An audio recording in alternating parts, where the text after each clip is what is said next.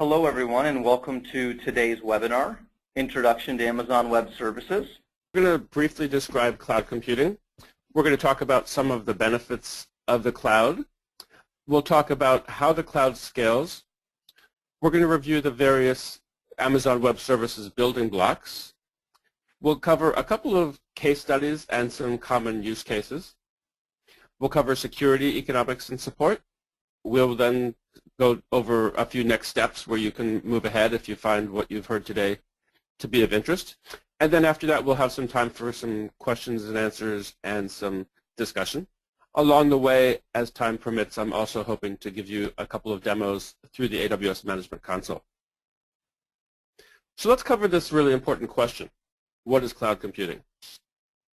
You've probably noticed that suddenly there is just a lot of buzz and a lot of hype, and there's just articles and notes and tweets everywhere about this new concept, the cloud, the cloud, the cloud. What is it brand new? Is it something that's been around for a while? What exactly is going on here? So to me, it's kind of a nice logical extension of a lot of things that have been going on in the industry for quite some time now. And what we'd like to do to get you to kind of understand the concept of the cloud, think of your electricity service. When you use an electrically powered device, you simply plug into the electrical grid, and you count on the fact that behind the scenes of that grid, you've got a team of experts managing the grid, and they're giving you power that's going to be at a cost that's lower, more reliable, and with greater efficiency than you could generate on your own. You also get your bill from your utility service once per month, and so you're using power on demand, and you're paying only for the power that you actually consume. So by analogy, cloud computing is also a utility service. You have access to technology resources that are managed by experts and available to you on demand. You access these services over the internet, and you have no upfront fees to pay for them. So the question is, how can your organization benefit from the cloud? Let's take a look at some of the principal benefits. Here are some of the primary attributes of the cloud. Okay, we're going to start out with the fact that you get truly elastic capacity. You're able to scale up and scale down as needed. You can add additional servers, storage, databases, consume additional bandwidth, and so forth, all on an as-needed basis. When you're doing this, you don't need to invest in your own data centers or servers or any of the other equipment that you would traditionally need, so you have no capital expenditure. Because it's utility-based, it's a pay-as-you-go based model, so you're going to be billed once per month for your actual usage, and you're going to pay only for what you actually use. And next, a very, very important attribute of the cloud, you get to focus your engineering resources on the things that your organization, your business, does best. So instead of doing the undifferentiated work that in the non-cloud case you and your competition would all be doing to get data centers and acquire servers and rack them and stack them and wire them and supply them with power and connectivity and so forth, that's just essentially table stakes to get you started. So with the cloud, you can say, I'm going to just count on the cloud to take care of all those things for me. I'm going to really focus on my own business, and I'm going to do the things that are unique to my own business that set me apart from the competition. Because you're not worrying about all that obtaining and setting up and operating all that infrastructure, you're able to also improve time to market and get your new business online, up and running more quickly. You can respond to changes in the market. You can respond to calls for new markets, for changes in the way you build your application, the way you set things up, and the way you essentially have your application running in different ways much more quickly. The cloud is elastic, and there's no capital expenditure. So let's go through this graph. This is a graph that we've been using for some time now, but it really captures the concept really, really well of what elasticity really means and how well pay-per-use can match the real world of running in an unpredictable environment. So we've got infrastructure costs rising on the vertical side, and we've got time increasing over to the right. So let's say we're going to put our new business online, and we're going to do our best to predict the demand for that new business. we do our homework, we do our math, we make some calculations, and we come up with this dashed line to predict what our costs or what our infrastructure use should be. In the traditional mode, if we were to go out and acquire hardware, we would acquire hardware in these very discrete steps. We'd make a fairly large-scale investment at each step as we stepped up, and we would be investing ahead of our predicted demand. So because it's going to always have some lead time before we could actually have that hardware available to us and ready to run, configured, and set up, ready to go, we're always going to have to be making these investments before the traffic, before the business is there. So that's the traditional model. So we're investing ahead of demand, and we're investing only based on the prediction. So we put our new business online, and what happens? The red line represents what's actually going to happen, and as you can see, the actual demand doesn't always match up really well with our prediction. What are the different cases that we have? So in the first case, our actual demand is going to be lower than our prediction. And so if we had invested in traditional hardware, what does this mean? This means that we overinvested in that hardware. We have idle hardware, we have too many servers, and we're not getting the proper return on our investment because we have simply acquired too much hardware. On the other end of the spectrum, maybe what happens is that our actual demand far outstrips our predicted demand. With traditional hardware, this means that we're in a world of hurt. We simply do not have enough resources to properly serve our customers. The systems are overloaded, the systems are slow, we might not have enough storage, we might not have enough bandwidth, we might not have enough compute power. In any case, what that means is we have demand that we're unable to fill. So traditional hardware makes it very, very difficult to actually accommodate this unpredictable demand. When we move to the cloud-based world, when we have this ability to dial in resources on demand, you can see that this gold line represents the fact that we can adjust very, very quickly in order to respond to actual demand. So we don't need to put those predictions into place up front. We don't need to invest in demand that might or might not materialize. Instead, up front, what we do is we're going to put our development, our engineering time into building a scalable architecture, making sure that as the actual demand arrives, we're able to accommodate it by simply adding new servers, putting them behind a load balancer, putting in rules into the auto-scaling system to add and remove servers from the system as needed. So with the cloud, we're able to much more closely track actual demand, and we can build businesses that are going to be scalable and yet profitable at any business size. Let's talk about what scalable actually means. This is a graph that we've been showing for a couple of years, and it's a great illustration of what scale really means in practice.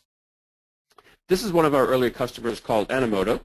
They have a video processing application that takes a set of pictures and some music and analyzes the pictures, analyzes the music, creates a music video for you.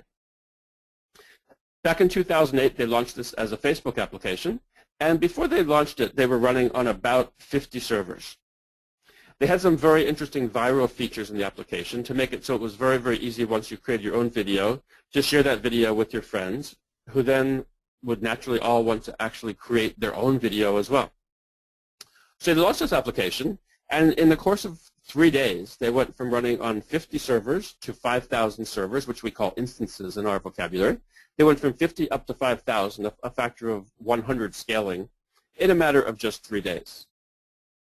So this is what runaway success can look like in practice in today's world. The on-demand nature of the cloud is also something we should take a look at. This is another one of our customers. This one happens to be a Wall Street hedge fund. We are not allowed to disclose their name, but this is their CPU usage over the course of a week. They really have two different modes. During the trading day, they're running about 3,000 servers or instances, and so during the day, actually, they run about 300. At the end of the day, they scale up from 300 up to 3,000. They do their end-of-day processing, they do their risk calculations, and so forth. So they go up by a factor of 10 to do those calculations. Once those calculations are complete, they shut down all those extra servers, wait for the next start of the next trading day. You can see that they maintain about 300 servers running for essentially background or continuous processing. When they don't do any trading on the weekends, they have no need to ramp up from the 300 up to 3,000. So you see that over the weekend they're running at just 300. So this is an example of a predictable demand where they're able to dial up and then dial back down their resource consumption. The cloud's also going to enable you to innovate more quickly. So remember I talked about the undifferentiated things that you and your competition would have to do in the non-cloud case. The numbers that we've collected and the numbers that we've obtained both from internal use and from talking to our customers say that this undifferentiated heavy lifting, all the things that you and your competition need to do to simply get ready to run your business, generally comprises about 70% of your workload, leaving you just 30% of the time to actually create your business and do the unique things that set you apart from the competition and to actually innovate. The cloud model actually flips that proportion around and basically gets you to the point where about 30% of your time should be spent architecting and configuring your cloud assets, giving you 70% of the time to do what's unique to you and to your business, so you're able to focus on your business. So by moving to the cloud, we believe you can more than double the amount of time you're able to focus on your business and really reduce the amount of time you're going to be focusing on your IT resources. It also gives you the ability to be a lot more agile in a business sense. So every business has a lot of great ideas, and they'd like to be able to get those ideas online as quickly as possible.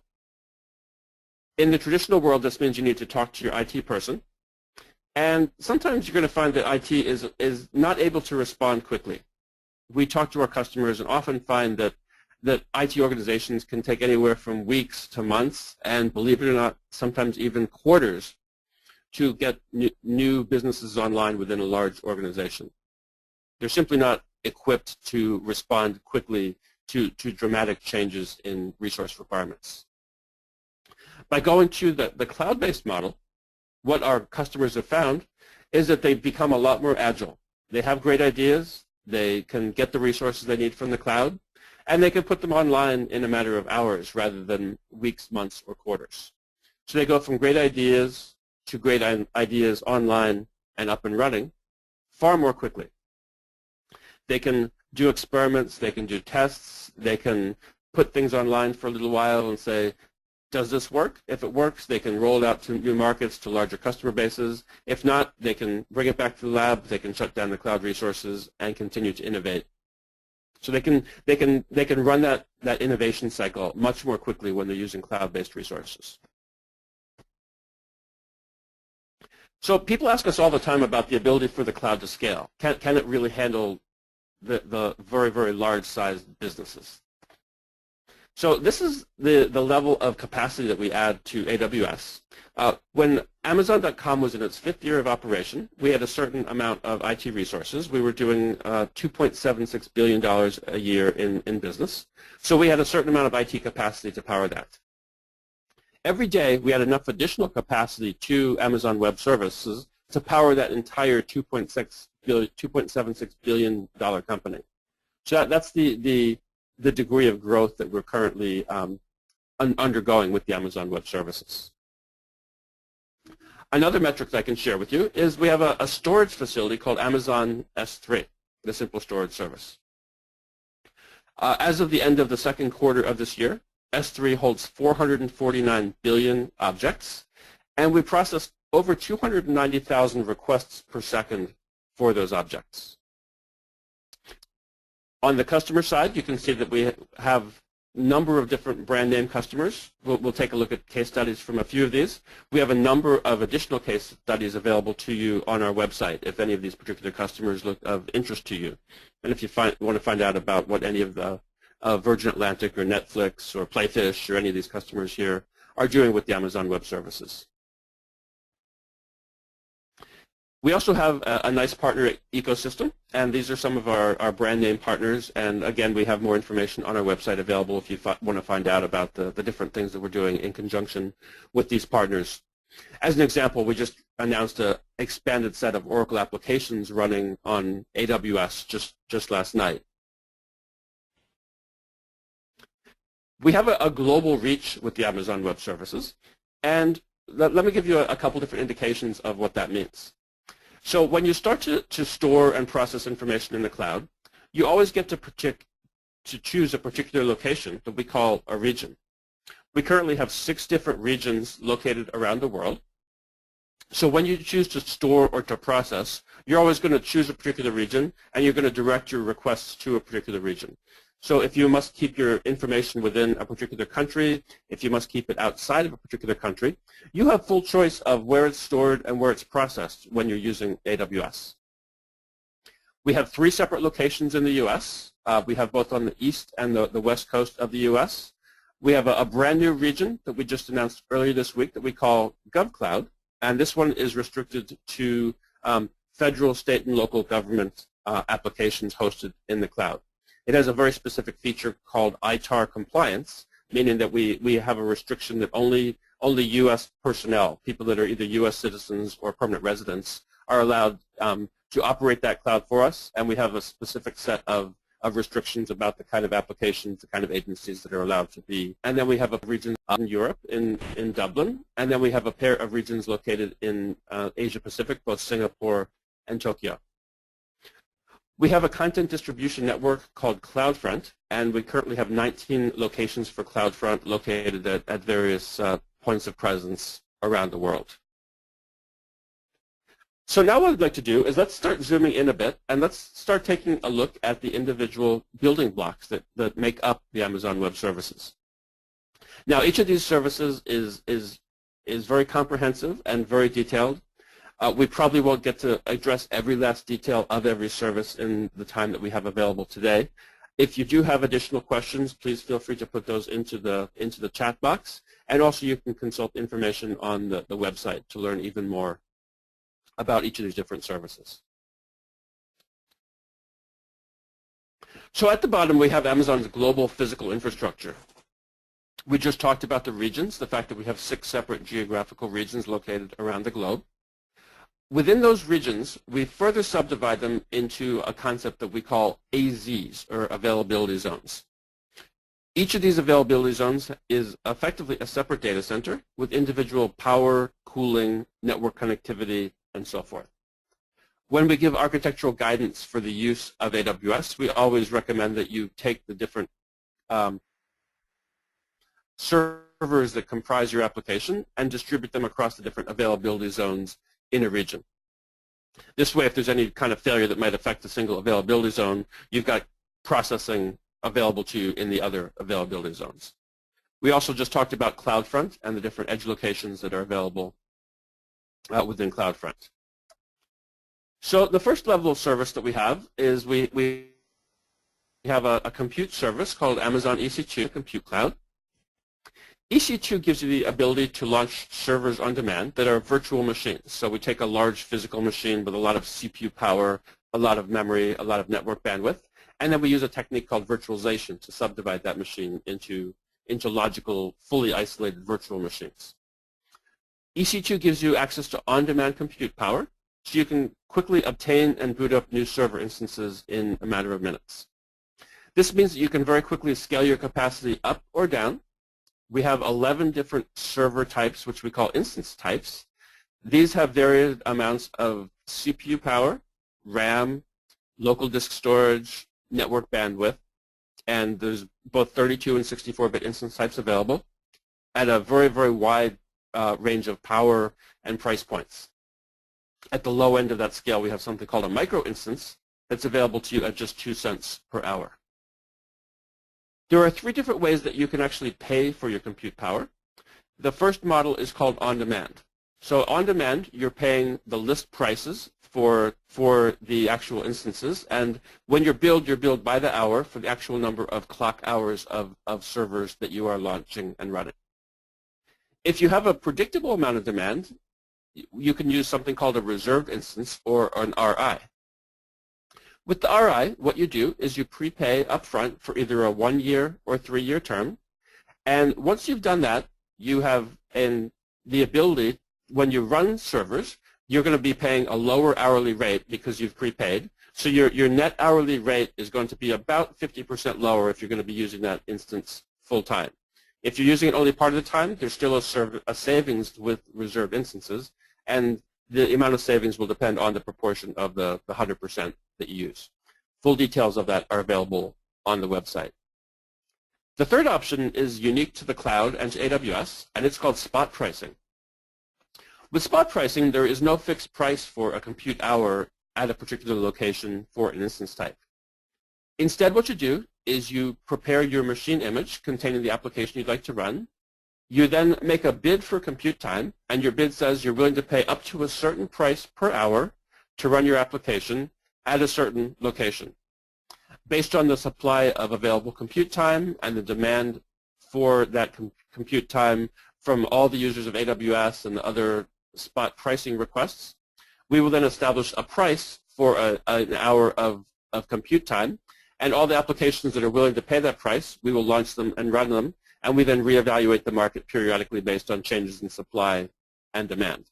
So spot pricing is been used very heavily by our customers, especially in the financial modeling and the various bioinformatics kinds of applications where they're able to get large amounts of compute power at the best possible price.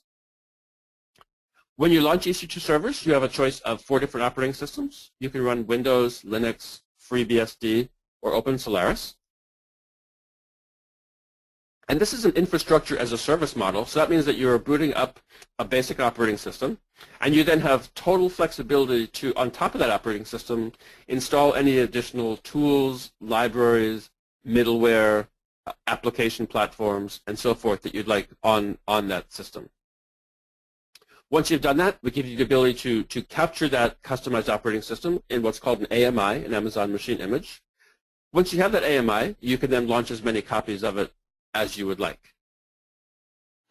As discussed before, you have the ability to launch servers across multiple availability zones in a particular region for reliability. And we have a service called CloudFront that monitors the status, the usage of the different EC2 instances, gives you things like network traffic in and out, disk traffic in and out, and CPU load. You can use CloudFront to do things like to monitor. You can also use it to drive automatic scaling activities. So what I'd like to do now, I'm going to flip over to the AWS Management Console in my browser. And so here's my browser. I have a number of tabs at the top. And I'm going to sit here on the EC2 tab. The menu right here is called the region menu. And you can see I can choose between any of the 5 publicly available regions here. I'm going to stay with the US East region. When I click on the Instances tab, it shows me the set of instances that I currently have running. I have 2 that are stopped and 2 that are in the running state. And if I want to launch a new instance, I simply click on the Launch Instance button. When I do that, I can choose between a set of pre-built AMIs in the Quick Start tab. If I happen to have built my own machine images, I can get those under the My AMIs tab. And I can also choose from a large selection of community AMIs built by members of our community and by our partner organizations. So let's say I just want to boot up, let's say, an Amazon Linux AMI. I can choose one from the list, let's say the 32-bit AMI. I simply choose Select right there. On the second tab, I get to customize a few details of the launch. I'll wait for that to load. So the first thing I might want to choose is where do I want to launch it? I'm already inside the US East region, and I can choose any one of 4 separate availability zones in that region. If I leave that unspecified, then it will choose a suitable region for me. I can then choose how many instances I would like to launch, and for this demo, I'll simply choose 1. But if I wanted to, I could launch 2, 5, 10, 100 instances simultaneously with that option right there. And then I make my choice of what kind of instance I want to launch. In the step previously, I chose a 32-bit machine image, so the menu here actually shows me only the instance types that I can run a 32-bit image on. If I step back and say I want to run a 64-bit image instead, we'll go back and I'll show you that we have a different list entirely. So now I have a much larger list of available 64-bit machines. You can see that we go from at the low end, we have the micro, up to the largest machine is called a high memory quadruple extra large. Has 8 virtual cores and 68.4 gigabytes of memory.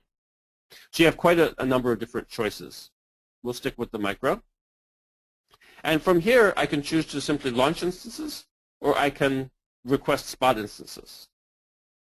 We'll just go ahead and launch. In the next tab, I have control of some details. I can turn on additional monitoring. I can pass what's called user data into the instance, which we can pass, for example, configuration information if we want to do runtime configuration of the instance. And I'll leave all the other details unchanged. If I'd like, I can assign a name or a set of tags to the instance. So as I start to launch tens or hundreds of instances, I can use the tagging system to make sure I can tell them apart. Now for security, we also require you to use a key pair. I have a number of key pairs already created, so I'll simply select one from the menu. And we also have the concept of a security group that controls access to the instance. It controls the inbound. It's essentially an inbound firewall, and by default, the firewall doesn't allow any traffic. And with the security group, we can then enable particular kinds of traffic. I'll just choose my default security group. In the final step, the launch wizard confirms all my parameters, and I just go ahead and say launch.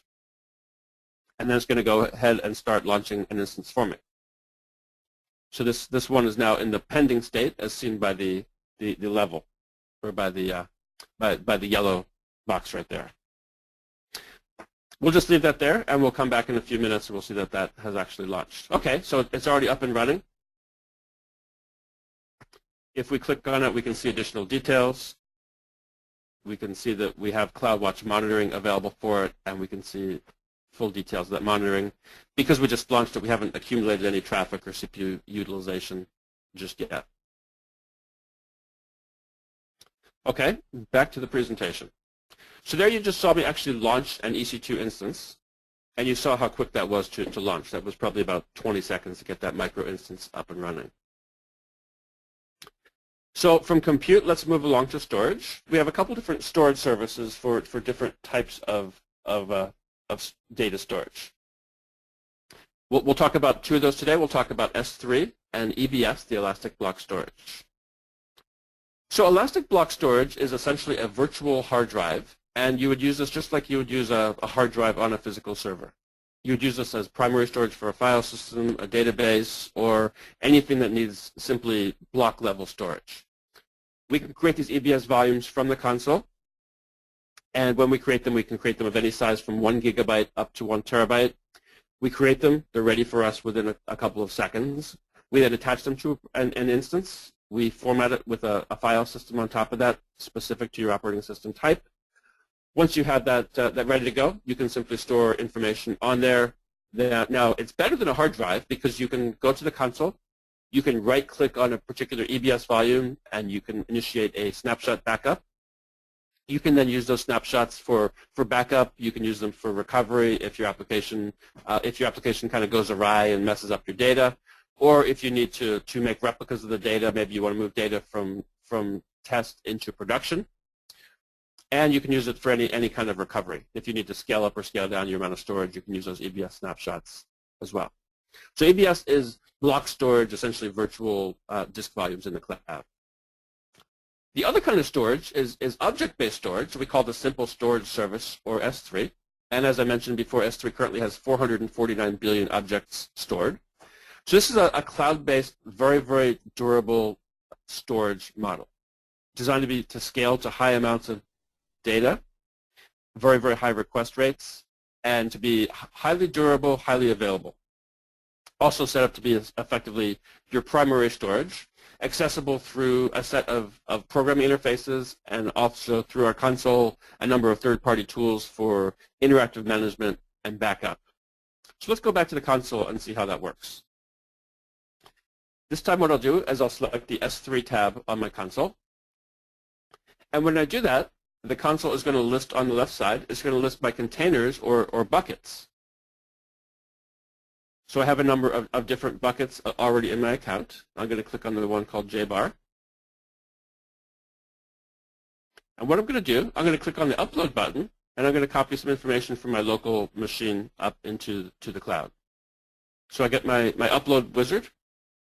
I'm going to click on the Add Files button here. And when I click on Add Files, I then get a file chooser, and I can go ahead and I can choose a file to upload. So let's see, what might I want to upload here? Okay, here's a good embarrassing picture. Upload a picture of myself. And what I can do, I can choose to set permissions on here, and I can choose to make that file public. So I'll go ahead and do that, and I'll say Start Upload. And then we go ahead and we've uploaded that file to Amazon S3.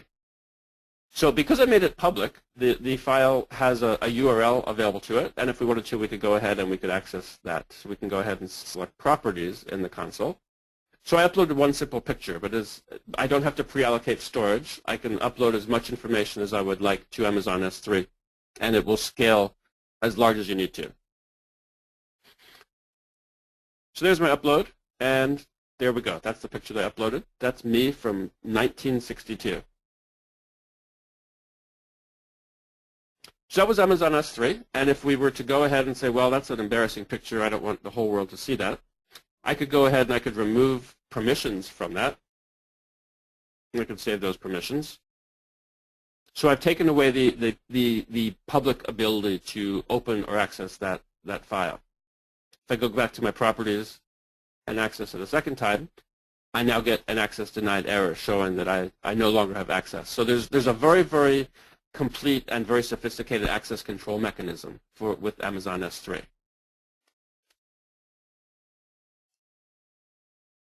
Moving right along, multiple different network level services, including the virtual private cloud, the Elastic Load Balancer, and Amazon Route 53 for managing the domain name service associated with your domains.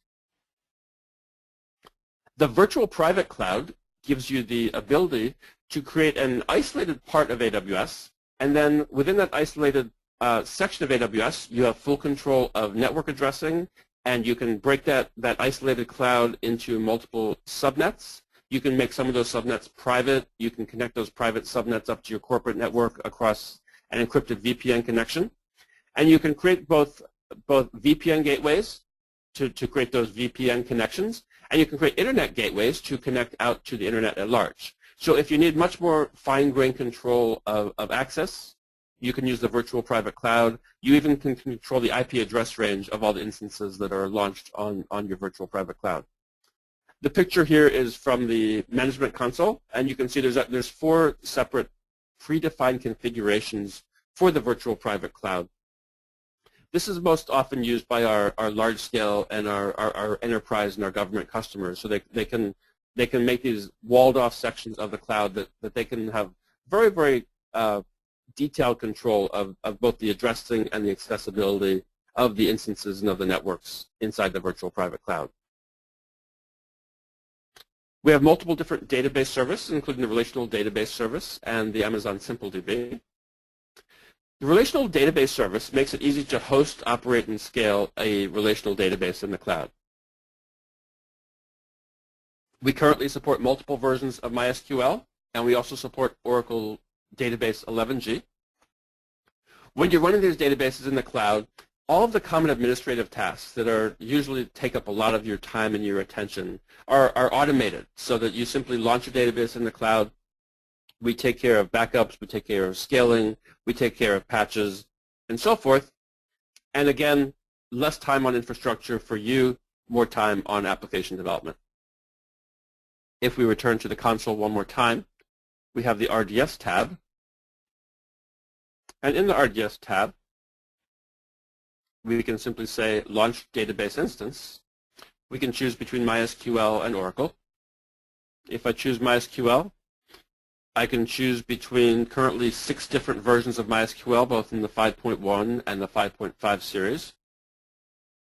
I can choose the type of machine I'd like to launch. I have 6 different instance sizes to launch on, ranging from a small all the way up to a quadruple extra large. I can add the ability to have multiple redundant copies of the database by simply choosing multiple AZ deployment. And I can opt to have the relational database service automatically update between minor versions for me. I can choose how much storage I'd like. I can assign a name for my database. I can assign a username and a password. And I can get my database up and going, again, just in a matter of a couple minutes. Specify a name, security groups. I can control when backups are taken and how long they're retained with the retention period and the backup windows. I confirm all the details of the launch. I say launch instance, and it generally takes just a couple of minutes to have a relational database up and running with the relational database service. So that's the relational database service. We have a number of services at the next level up. Time really kind of precludes me from going into a lot of detail on these. Let's kind of overview them fairly quickly. Elastic MapReduce for doing Hadoop-style large-scale parallel processing. Amazon DevPay and the flexible payment service for doing payment processing. Amazon CloudFront for doing content delivery. So if you have either static or dynamic content that's accessed by a worldwide audience, and you want to deliver that content to your audience with as low latency as possible, what you do is you use Amazon CloudFront. You create a CloudFront distribution. You point that distribution either at static content stored in Amazon S3, dynamic content on an EC2 instance, or coming from an Adobe Flash Media Server or another streaming source. And then CloudFront gives you a URL, which you then distribute that URL, and then access to the content through that URL will automatically go to the closest node in the CloudFront network. The Amazon Mechanical Turk gives you access to a worldwide workforce when you have human tasks that you need to organize and coordinate. We also have multiple different messaging services. We have the simple notification service for publish and subscribe style messaging on a topic basis. And we have the simple queue service when you want to build a large-scale application and you need a message queue to buffer work between the various stages and steps of that application. If your application needs to deliver large amounts of either bulk or transactional email, the simple email service, or SES, is the service you would use for doing that.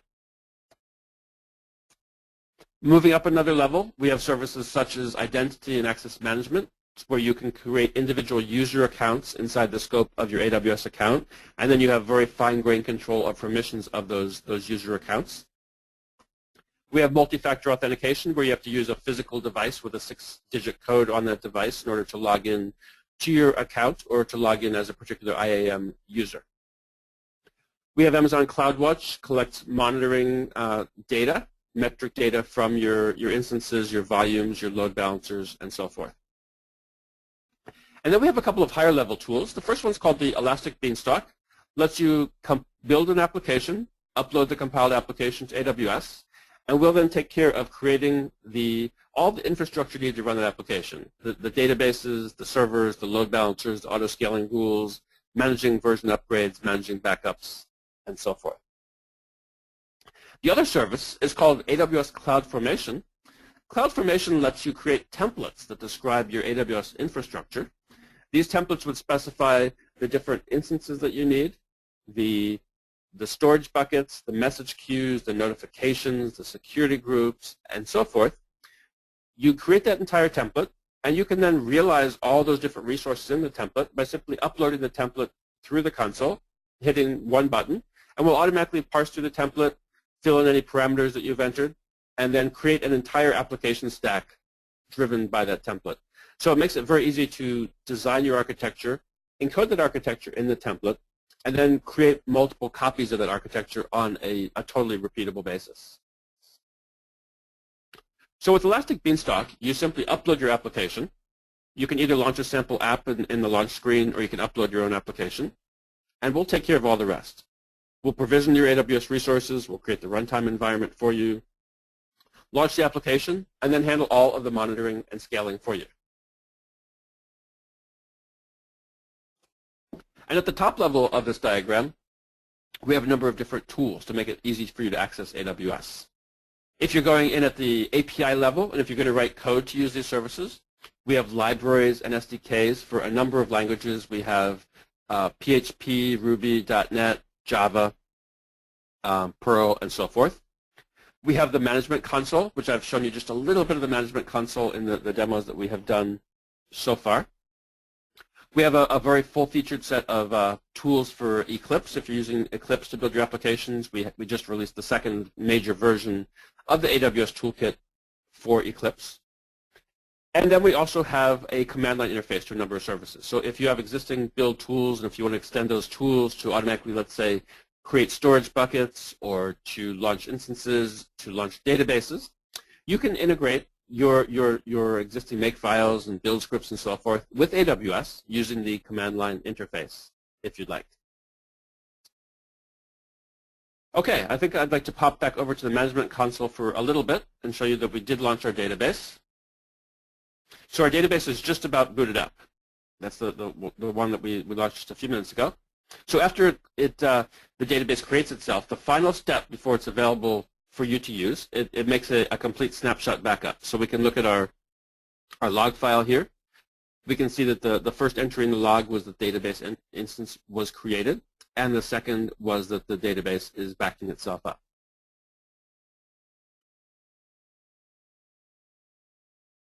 I'll switch over to the monitoring tab here, and still waiting for some statistics to accumulate on the databases. Let's see if I select one of my other databases, they might have a little bit more in the way of statistics. There we go. So this is another one of my demo databases, and you can see that we have a certain amount of free storage, free memory. We have not that much in the way of write operations. We can click on that, and you can see I'm doing just about 1 write per second to that database, and we can see that in the graph. So all these different graphs and all these statistics that you see are actually collected and made available to you through CloudWatch, our monitoring service. CloudWatch also has its own tab on the console, and we can see all the different metrics that are collected. We can create alarms against any of those metrics. We can opt to get notifications from those metrics, and we can also use them to do things like driving auto-scaling operations. Now I'd like to talk to you about some of the ways that our customers are making use of AWS. These are the 4 principal areas that we see AWS being put to use by our customers. Many different types of consumer applications, high-performance computing with batch data processing and large-scale analytics, storage, backup, and disaster recovery, and then running enterprise and vertical applications. Here's a campaign that was run by an ad agency called Attic. They were asked by Toyota's Scion brand to create and deploy a reality series as part of a marketing campaign that they called Reinvent the Wheels. So when you put these campaigns online, they really don't have a good sense of just how popular they might be. And so they needed to be prepared for any level of viewership. So they set this up running on Amazon EC2. They put the static assets on Amazon S3, and they were able to stream video through Amazon CloudFront. They put this online, and in the space of 4 months, they attracted over 500,000 viewers, and in just 1 month, they were able to stream out over 5 terabytes of data to hundreds of thousands of viewers. So this is a great example of being able to scale, handle an event, and then at the end of the campaign, they can scale down and not have to have any lingering infrastructure costs.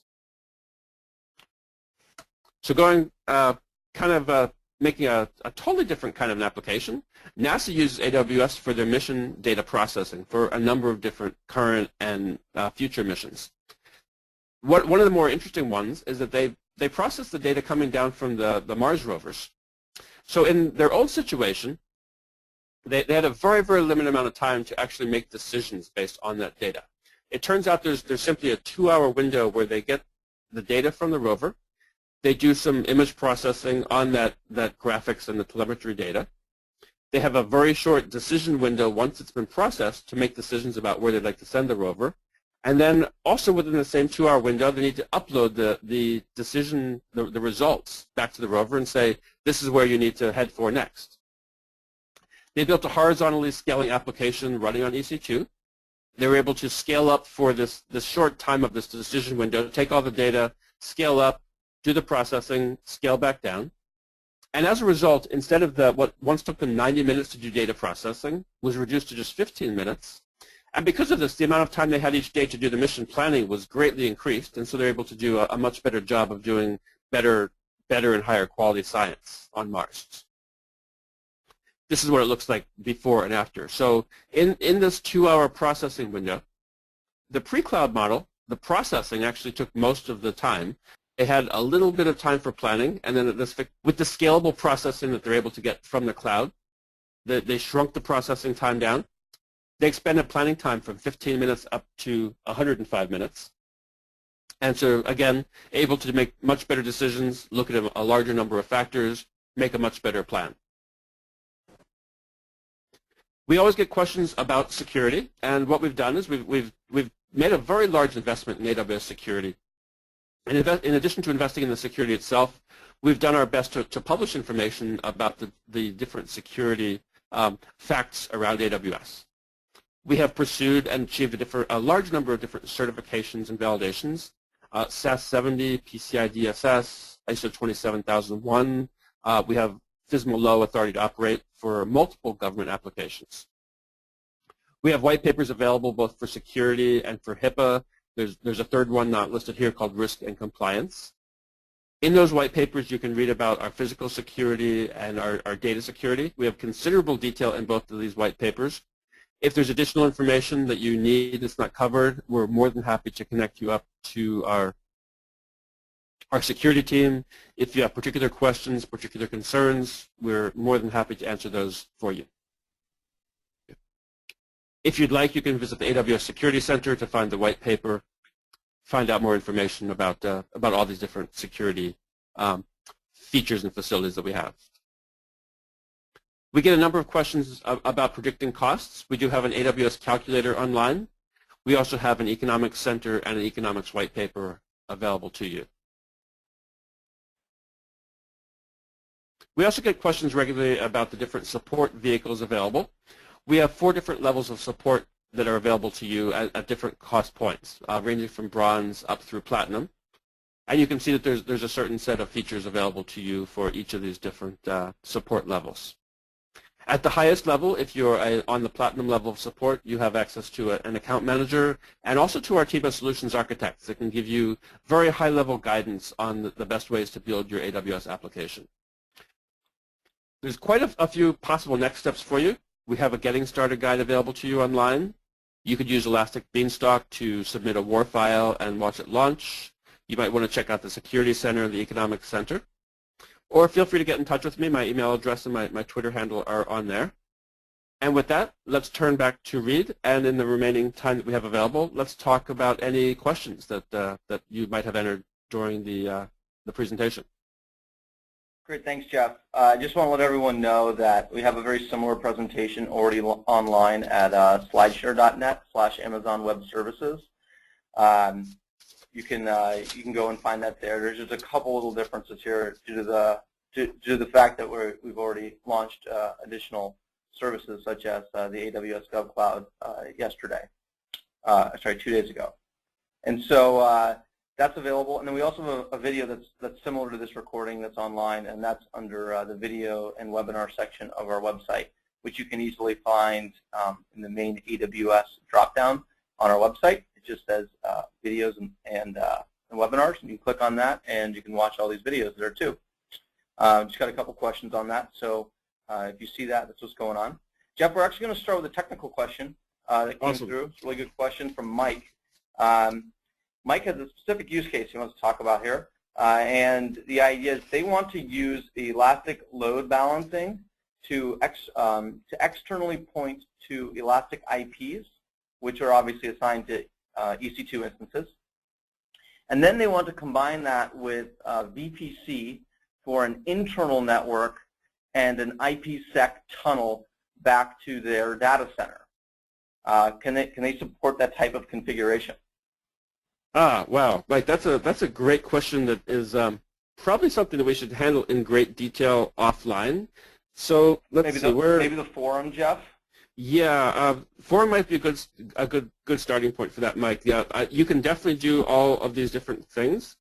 You can create that IPsec tunnel to your virtual private cloud, and you can connect up from your corporate network up to your virtual private cloud. We are still working to support the Elastic Load Balancer and auto-scaling inside of the virtual private cloud, so you would need to run the load balancer outside the cloud, the virtual private cloud currently. Happy to discuss all those details if you want to follow up outside of our webinar. Hey, Jeff, can you go back to the next step so to have your contact on that? Sure. There you go. Mike, hopefully that helps. So the next question we got is a couple people want to know how they can access instances from PuTTY. Oh, okay. Really easy. Really, really easy. So let's go back to my console here.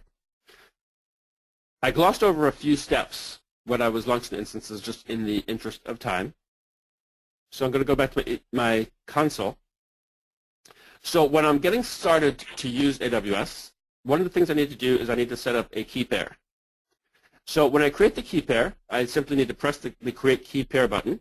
We'll create that key pair, and then the public part of that key pair will be downloaded, will be offered up to me for download. I then need to convert that key pair into the format that's used by PuTTY, using the PuTTYGen program.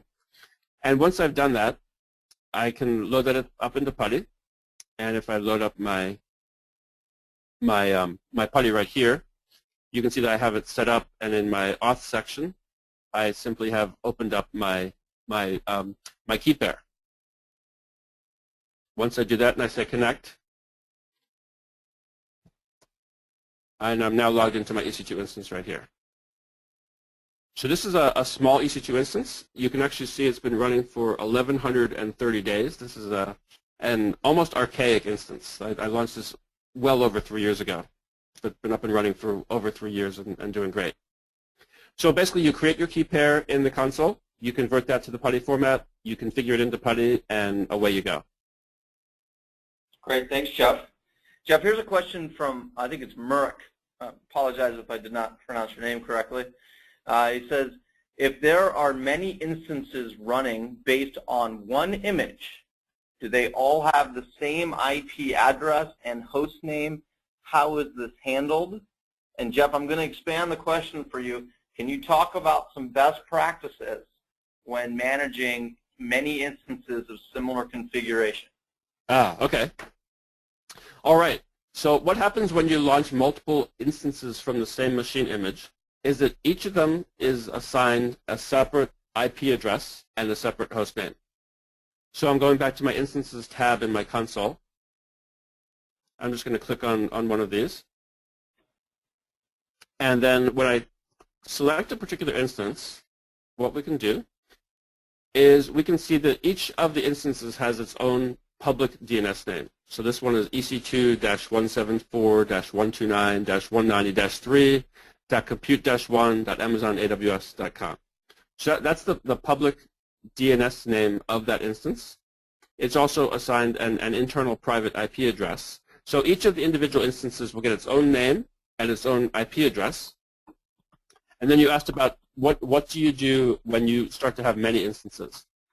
And what you want to do is you want to come up with some models or schemes for tagging your instances.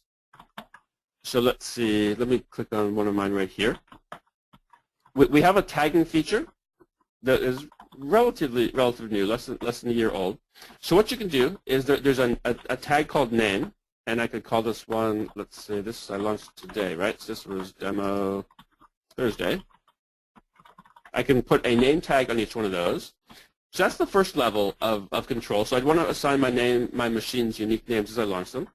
But I could also go into the tagging tab of the console, and I can assign tags as I'd like. So maybe I want to have another tag called use. Maybe it's called staging server. And maybe I have another one called mode. I don't know, operational. So you can actually put up to 10 tags per instance. You can see those through the console. And if we'd like, we can configure the console. We can say show column. And if we show column, that tag then becomes available in the console. So I have the use column now here visible, and I can sort and I can filter by that tag. So if I only want to find things that are tagged as staging server, I could do it just like that with the apply filter. So critical to being able to stay organized as you launch tens, hundreds, thousands of servers is to think of a tagging model up front and then to just rigorously apply those tags as you start to launch instances. Great question. Okay, thanks, Jeff. The next question we have is around using S3 to back up databases. Specifically, is S3 used only for storage files, or can we back up databases as well? Maybe you could talk about snapshots. Probably our last question, Jeff. Okay, so S3 could definitely be used for database backup. You can store individual objects in S3 that can be anywhere from 1 byte up to 5 terabytes in size. So that should handle fairly large databases. What you would do, there's a couple different ways that you could do it. If you already have an application that can generate, let's say, a database dump or a tar file, you can use any number of command line tools to move that from your instance up to S3, or even from your local site up to S3. It doesn't make any difference S3 where the data is coming from. If you're running, and let's say so that's the kind of the S3 model from an existing database. You would then back up database dumps to S3. If you're using one of our own services, let's say you're using the relational database service, and again, I'll go back to the console. So if I'm using the relational database service, I have the ability to do snapshot backups of any of my database instances. So I'll go back to the database instances list. So I have my production database right here. If I want to do a backup, I can right-click on that, and I can say take snapshot. I'm going to call it snapshot. We're just going to call it Thursday.